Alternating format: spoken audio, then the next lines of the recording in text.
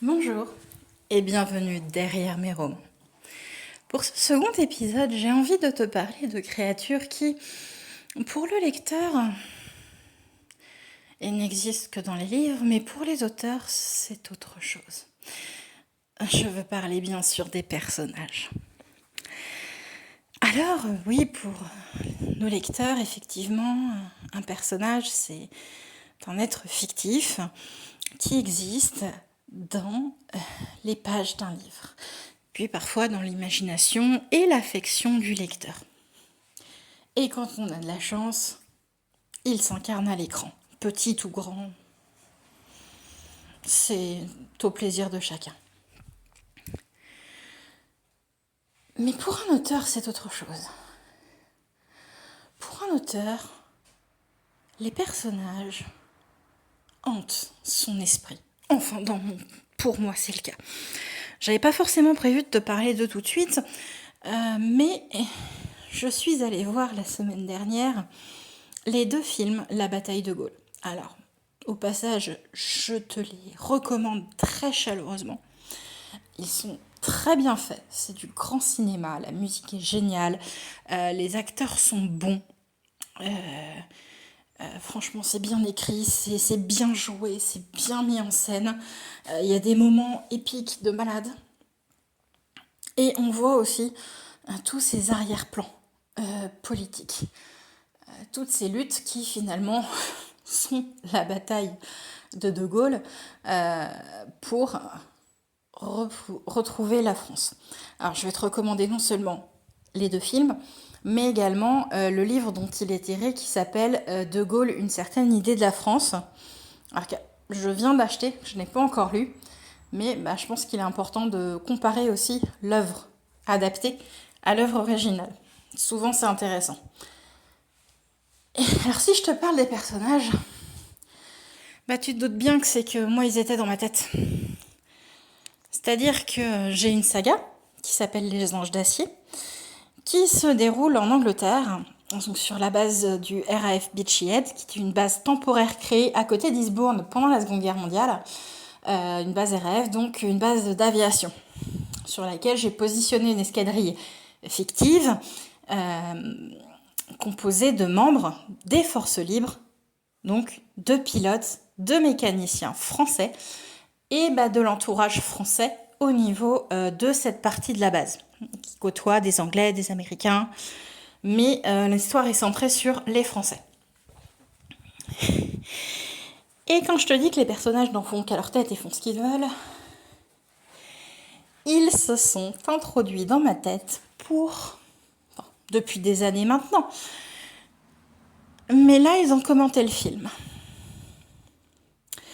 Alors ça va des mécaniciens qui râlent contre un pilote d'hydravion en lui disant de mettre ses gants avant de réparer un moteur qui fume encore, parce que sinon il va se brûler, à une arrivée d'aviation sur une bataille, et dans ma tête j'entends des speed. Oui, des Spitfire. Et vous avez un moment, ça dure même 2-3 secondes, une vision en fait, comme si vous étiez le pilote dans le film. Cette scène est absolument magistrale. Vous avez cette vision, je vais vous expliquer pourquoi, mais en fait comme si vous étiez le pilote et que vous aviez la vue du pilote dans le cockpit et que vous voyez les actions du pilote avec la conversation radio qu'il a, en disant non mais attends, les gars c'est des malades, en parlant de l'armée de Leclerc, et faut qu'on aille les aider. Donc ils vont les aider. Et en fait, cette partie-là, pour moi, elle m'a fait un tilt énorme. Alors, pas parce que j'écris sur des aviateurs, pas parce que j'écris sur cette période de l'armée, de l'histoire. Oh là là, je vais vous dire des choses et je dis des bêtises. Mais parce que moi, c'est comme ça que les scènes de mes romans m'arrivent. C'est-à-dire que je les vois à travers les yeux des personnages. Et parfois c'est super cool, parfois c'est super drôle. Mais quand, comme moi, on écrit sur des périodes assez tourmentées de l'histoire, et notamment la Seconde Guerre mondiale, eh bien parfois les images sont un petit peu compliquées parce qu'elles arrivent accompagnées des sentiments du personnage. Et c'est tout ça qu'il faut que je retranscrive en mots pour essayer de vous immerger dans l'histoire que je raconte. Alors c'est pour ça que je dis très régulièrement que je suis possédée par mes personnages, que de toute façon ils n'en font qu'à leur tête, parce que je ne maîtrise absolument pas les scènes qu'ils me montrent. Et mention spéciale au personnage de Steelbird, ce cher Gabriel Champion. Eh bien parfois, tant que la scène qu'ils vous ont montrée n'est pas écrite, ils vont vous la remontrer encore, et encore, et encore, et ils ne vous lâcheront pas jusqu'à ce qu'elle soit écrite. Je me rappelle d'une scène de combat aérien qui est dans le tome 1 des Anges d'Acier, l'Escadrille, qui est assez difficile parce que alors j'ai écrit cette scène, y a des gens à qui ça a plu, il y a des gens qui me l'ont reproché, du point de vue des 3 protagonistes, c'est-à-dire Saint-Ange, Steelbird et Chérubin. Et du point de vue de Steelbird, en fait, tant que je n'avais pas écrit la scène, eh ben j'ai pas pu dormir. C'est-à-dire qu'un soir, je me suis dit, non, je suis fatiguée, il est 9h30, je vais me coucher tôt, je vais récupérer un peu d'énergie. Naïve. Très naïve que j'étais. Eh ben non. Non. Il n'y a pas eu moyen de dormir. Il m'a tenu éveillée jusqu'à ce que de guerre lasse, je rallume la lumière, je rallume l'ordinateur, j'écrive cette scène, mais alors d'un trait, vraiment d'un trait. Je pense que j'ai dû écrire sans m'arrêter pendant pas loin d'1h30 à 2h. Et puis quand j'ai fini d'écrire, j'ai posé l'ordinateur, je l'ai fermé, j'ai éteint la lumière. J'ai posé ma tête sur l'oreiller et j'ai dormi. Et il était 3h du matin. Oh ouais. Donc, pour me venger de cette insomnie provoquée, enfin, de ce caprice de personnage, hein, vous avez bien compris que je ne maîtrise rien. Au passage, c'est pour ça que ne m'en voulez pas quand il arrive des choses que vous n'appréciez pas un personnage que vous adorez. Je ne l'ai pas choisi. J'écris sous leur dictée. Il me parle. Comme je dis, il me parle.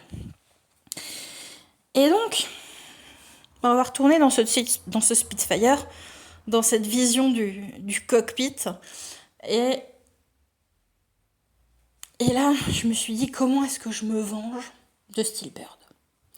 Comment est-ce que je me venge de cette scène qui me l'a fait voir en boucle, qui était difficile à écrire, parce que c'est une scène où il est extrêmement en danger. Donc quand vous avez les émotions qui vont avec, ça vous en met un petit coup un peu plus. C'est toujours très agréable. Eh ben j'ai créé Eliane.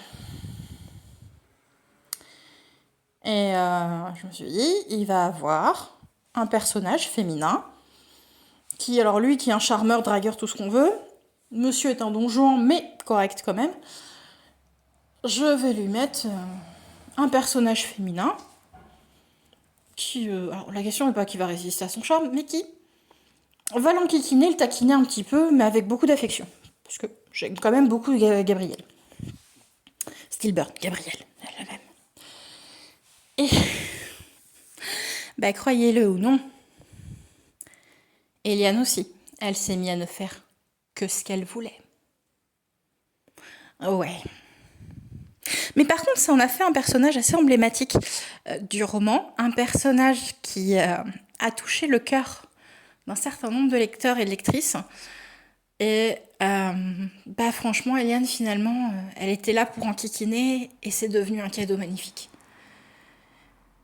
Alors, voilà. Je suis prête, même si... Alors, parfois, ça me fait rire. Parfois, ils me font pleurer. Parfois, j'ai besoin d'un petit peu de temps et quelques mouchoirs avant de terminer d'écrire une scène. Parfois, je me retrouve avec des angoisses et une peur pas possible. Et je me dis, mais comment des gens ont pu réussir à faire ça ? Parce que, alors, la particularité avec les Anges d'Acier, c'est que quand j'ai j'ai des images comme ça d'une scène, derrière je fais des recherches pour savoir si c'est plausible. Oui, je travaille complètement à l'inverse d'une méthode scientifique. J'écris les scènes telles que mes personnages me les décrivent et derrière je cherche s'il y a des sources qui corroborent ou pas. Spoiler alert, jusqu'à présent j'ai quasiment toujours trouvé des sources. À 2 exceptions près. Alors parfois c'est pas rigoureusement exact, parfois c'est un peu adapté, mais vous savez, par exemple Léontine, j'ai mis un temps fou à trouver. Et puis en fait j'ai fini par découvrir via une page phénoménale sur Facebook et Instagram que je vous invite à suivre, qui est la page de Rudolf de Patureau. C'est un, je sais pas s'il est historien ou pas, mais c'est un auteur qui fait régulièrement des chroniques historiques sur plein de sujets différents, mais notamment sur la Seconde Guerre mondiale. Et c'est grâce à ce monsieur, eh bien, que j'ai découvert André Flachon. Et allez sur sa page, allez lire son article, enfin voilà, son travail est génial, allez-y. Donc, voilà, j'ai trouvé ça. Et c'est de se dire qu'il y a des gens qui ont vécu des choses aussi folles, voire des choses encore plus dingues, qui font que je continue à écrire parce que c'est génial, mais alors, ça vous fait vivre des choses dans tous les sens. Et je crois que c'est aussi ce qui m'a plu dans cette duologie de films, qui est la bataille de Gaulle. C'est que ça m'a fait retrouver mes sensations d'écriture. Alors je vous invite à aller le voir. Si j'ai piqué votre curiosité, je vous invite à venir découvrir Les Anges d'Acier. Alors là, il y a 2 solutions. Soit vous allez sur Amazon, soit vous allez sur mes réseaux sociaux, donc Aliénor Zimaroc, et vous m'envoyez un petit message privé. Il n'y a pas de souci, je vous réponds, et puis on s'organise ça. Voilà. Ou sinon, vous venez en salon, parce que je fais des salons autour du Maine-et-Loire, Vendée, par là-bas. Un peu Loire-Atlantique. Je suis basée dans ce coin-là. À bientôt, avec une nouvelle thématique derrière mes romans.